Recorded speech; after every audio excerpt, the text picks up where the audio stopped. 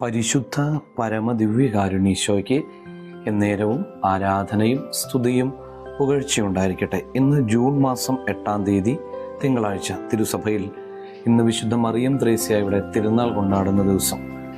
കുടുംബങ്ങളുടെ മധ്യസ്ഥയായ വിശുദ്ധയുടെ വലിയ പ്രാർത്ഥനാ സഹായം നമ്മുടെ എല്ലാവരുടെയും കുടുംബങ്ങളിലേക്ക് ഇന്ന് ലഭിക്കട്ടെ.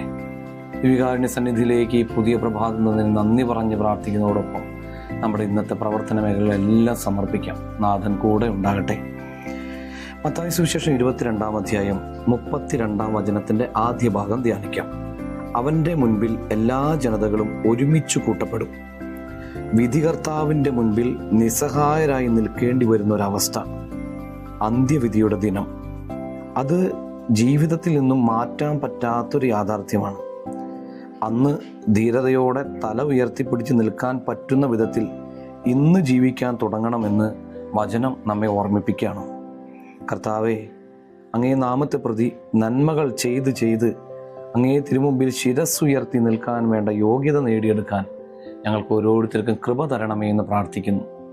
എല്ലാവർക്കും മറിയം ത്രേസ്യാമ്മയുടെ തിരുനാളിൻ്റെ മംഗളാശംസകൾ നേരുന്നു. നല്ലൊരു ദിവസം ഉണ്ടാകട്ടെ. നമ്മുടെ കർത്താവ് ഈശോ മിശിഹായുടെ കൃപയും പിതാവായ ദൈവത്തിൻ്റെ സ്നേഹവും പരിശുദ്ധാത്മാവിൻ്റെ സഹവാസം ഉണ്ടാകട്ടെ, ഇപ്പോഴും എപ്പോഴും എന്നേക്കും. ആമേൻ.